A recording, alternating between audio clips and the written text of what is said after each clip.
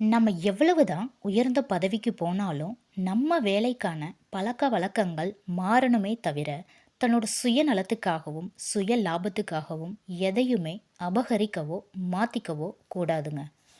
நம்மள நம்பி ஒரு முக்கியமான பொறுப்பையோ அல்லது பதவியையோ குடுக்குறாங்கன்னா, அது நம்ம மேல வச்சிருக்கிற ஒரு நம்பிக்கை மட்டும்தான் காரணம்னு நான் சொல்லுவேன். இல்ல ஒரு விசுவாசம்னு கூட நீங்க வச்சுக்கலாம். ஆனா, நம்ம அந்த வேலைய கரெக்ட்டா செய்யறோமா அப்படின்னு பார்த்தீங்கன்னா, கண்டிப்பா இல்லைங்க.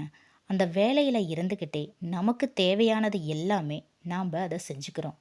இது அவங்க நம்ப மேல வச்சிருக்கிற ஒரு நம்பிக்கைய உடைக்கிற மாதிரி நமக்கு தெரியுது இல்லையா?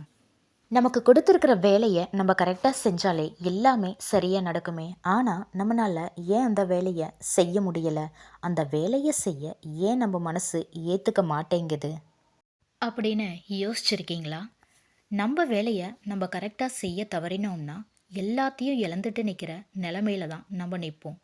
அது மட்டும் இல்லாம, மத்தவங்க நம்ம மேல வச்சிருக்கிற மரியாதையையும், நம்பிக்கையையும் முழுசா இழந்துட்டு இருக்கிற நிலைமைக்கு தான் வருவோம். நம்ம மனசு நேர்மையா இருக்கணும்னா என்ன பண்ணணும்? வாங்க இந்த கதை மூலமா தெரிஞ்சுக்கலாம். இவர பார்த்தாலே நேர்மைங்கிறது தன்னால வரும்னு நான் சொல்லுவேன். பொது சொத்த தன்னோட சுயநலத்துக்காக பயன்படுத்தாம, தன்னோட வேலையில எவ்வளவு நேர்மையா இருக்காருன்னு வாங்க தெரிஞ்சுக்கலாம். சாணக்கியர் மகத நாட்டோட முதலமைச்சரா இருந்தப்போ, அவரு ஒரு சின்ன குடிசையில தான் வாழ்ந்துட்டு வந்தாரு.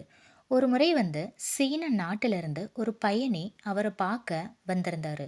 அப்போ சாணக்கியர் ஒரு விளக்கின் ஒளியில ஏதோ எழுதிட்டு இருக்கிறத அந்த சீன பயணி பார்க்கறாரு.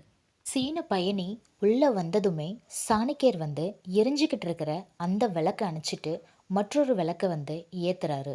சீன பயணிக்கு ஒரே குழப்பமா போயிருது. எதுக்காக இந்த விளக்க அணைச்சிட்டு அந்த விளக்க ஏத்துறாரு? 2 விளக்கும் ஒரே விளக்கு தானே அப்படின்னு யோசிக்கிறாரு. தன்னோட குழப்பத்தை சாணக்கியர்கிட்டயே கேட்குறாரு. ஐயா வணக்கம், தங்களிடம் நான் ஒன்று கேட்கலாமா அப்படின்னு கேட்குறாரு. சாணக்கியர் கேளுங்கள் அப்படின்னு சொன்னதுமே, எதற்காக நீங்கள் அந்த விளக்கை அணைத்துவிட்டு இந்த விளக்கை ஏற்றுனீங்க அப்படின்னு கேட்குறாரு. நீங்கள் இந்த விளக்கையே உபயோகிக்கலாம் அல்லவா அப்படின்னு கேட்டாரு.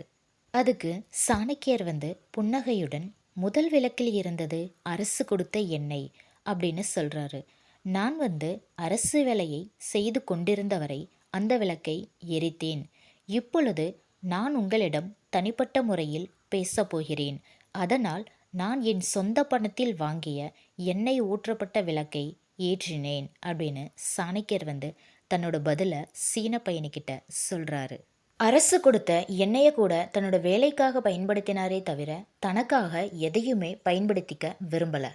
பொது சொத்திலிருந்து ஒரு சின்ன பேனாவை கூட தனக்காகவும் தன்னோட சுய லாபத்துக்காகவும் பயன்படுத்தாத அவரோட நேர்மையை பார்த்து அவர் ரொம்ப பாராட்டினாரு.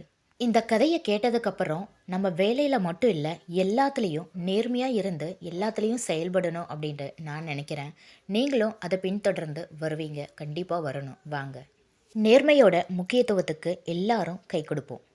இந்த சேனலை பார்க்குற எல்லாருமே மறக்காமல் லைக் பண்ணி சப்ஸ்கிரைப் பண்ணிக்கோங்க. தேங்க்யூ.